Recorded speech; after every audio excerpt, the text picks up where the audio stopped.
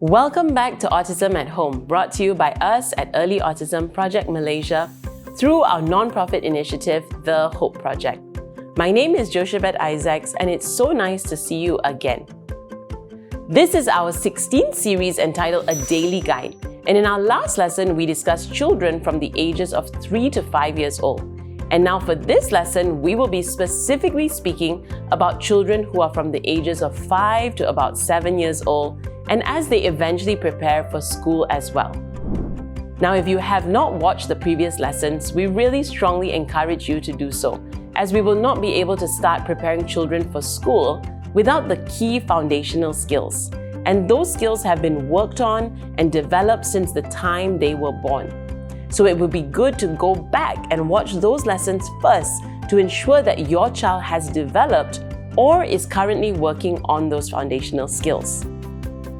At this age, children should hopefully be more independent and would have a more structured day already.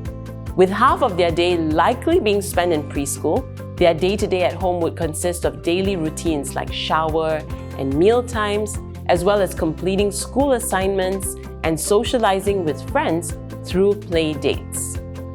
For this age group, there are no specific developmental milestones outlined by the CDC, but there are certainly developmental assessments such as the Wechsler Scales of Intelligence or the Vineland Adaptive Behavior Scales that will help identify if there is a delay and the specific number of years of the delay. Also, it would be necessary to still go through the CDC Milestone Tracker app. And if your child has met all those milestones, then that is excellent. However, if your child demonstrates some delays, then again I will repeat what I mentioned in the previous lessons, and that is to get some professional help. For children in this age group, the priorities continue to be very similar to the previous age group, as we need to continue to individualize the priorities to the severity of autism as well as the developmental delays. Therefore, the key priorities continue to be foundational targets. Please do go over the building blocks, and I mean, we do have 15 previous series, and the main key foundational skills of cooperation, attention, imitation have already been covered. So we would encourage you to be using those concepts of first stand, foreshadowing, finish box, follow through, and following a schedule really throughout your day. Please also don't forget reinforcement, as that is the core of motivating your child to learn.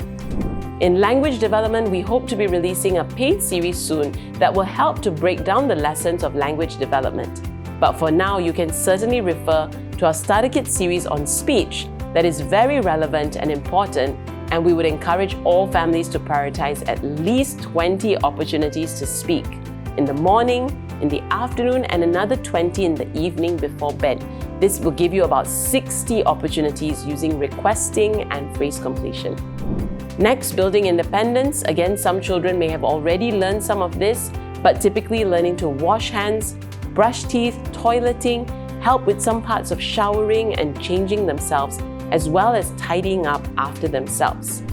Play and social skills. Again, this is another big area that we talked about in the previous lesson, but essentially learning to play age-appropriate games, expected social skills, and hopefully with regular weekly play dates in order to practice and build up these skills. Pre-academic preparation, we will be releasing another paid series on pre-academic skills, hopefully towards the end of the year. But for now, exposing your child to regular book time, arts and crafts, and of course, gradually increasing the ability to sit at the table and focus, especially in comparison to the two younger age groups in the last two lessons, which were much more following their lead and generally floor time. Now, in this last area of pre-academic preparation is where we have even more specific targets, which are specific school readiness targets. We generally focus on 7 areas to help get a child ready for school if the child has met the previous prerequisites, which are all the priorities I just mentioned. Those 7 are following rules and routines, following instructions, especially group-based instructions, functional communication, behavior regulation and flexibility, independence. Now, these first 5 are necessary to help a child transition to school. And as a child transitions in smoothly, we then hope to target the following 2 areas which are much more challenging generally for our kiddos. This includes social skills and academics. For children in this age group, again similar to the previous age group of 3 to 5-year-olds, we will be targeting quite a structured day and week. Starts in the morning, maybe around 7 or even earlier with the morning routine, then the breakfast routine, then the first pocket of learning time, which could be at home or even at a preschool, between 9 to about 12, before they have their lunch routine, then if necessary, still a nap time, but by this age they should be phasing out already. Then learning time 2, which is the second learning time in the day, between 2 to 5 p.m. Before some outdoor play time, their shower routine, the meal, night time, and bedtime. Then again, as for the weekends, you can always work around a similar routine with the meal times, but replace the learning times with a morning activity and afternoon activity, which could range from play dates, community trips, birthday parties, and the list goes on. Now, just as mentioned in the last lesson, every moment is an opportunity to teach. We would still recommend follow-through of goals throughout the daily routine. For example, cooperation is a goal throughout the day, and utilizing the schedule as well as concepts like first then, foreshadowing transitions, and following through should be strategies that are implemented throughout the day. Then in the area of language, communicating to your child using visuals and simple phrases, as well as giving your child as many opportunities to practice requesting or phrase completion. Again, 20 in the morning at least, 20 in the afternoon, 20 at night. This actually can build up to even 50 in the morning, 50 in the afternoon, 50 at night. But also hopefully having meaningful conversations as well. Then in the area of independence, getting your child to do as many tasks independently as possible. Again, this could utilize visuals, such as brushing teeth routines, toileting visuals to help teach your child to be independent in these areas. Then, in the area of structured sessions, we typically run a 3-hour block, and by now we should have a 45-minute session with a 15-minute break. Now, a classic therapy session would have table times and play times, and each table time would practice a target in your child's current priority list. A child would do the task, and then itself needs to be explained in further detail. But essentially, a child does their task, gets the reward, and then gets to go play. Initially, table times are very short, ranging from 2 to 3 minutes, and in some cases even shorter than that when a child has very minimal attention. Then as children get more focus, and also as it is more age appropriate, a child could start to learn to sit and focus for up to 10 minutes, 15 or even longer. Now, in preparation for school, a few other key targets become very important, one of which is mock school. Firstly, where a physical distance from teacher and students start to increase. Then where instructions start to be given a bit further away and perhaps even become group-based as well. Then the expectation increases to have a longer ability to focus. Then the ability to complete tasks more independently. Also, there is school-based terminology such as recess, canteen, lineup, and the list goes on. Then there's also circle times, which are floor-based learning that involves books, conversations, and again having that focused attention. Then of course worksheets, arts and crafts projects, etc. Independence in having their snack box, their water bottle, their pencil case, their school bag, and the list goes on. Now, in looking for a suitable school, together with parents, we would encourage looking for a school that is willing to work together by allowing collaborative discussions and solutions, perhaps permitting a supervisor to observe their child's transition in school, hopefully permitting a transition shadow to support their child's transition to school, then permitting a gradual transition where a child goes in for a short amount of time before they build up longer and longer hours. Small classroom sizes. So a gradual transition to school.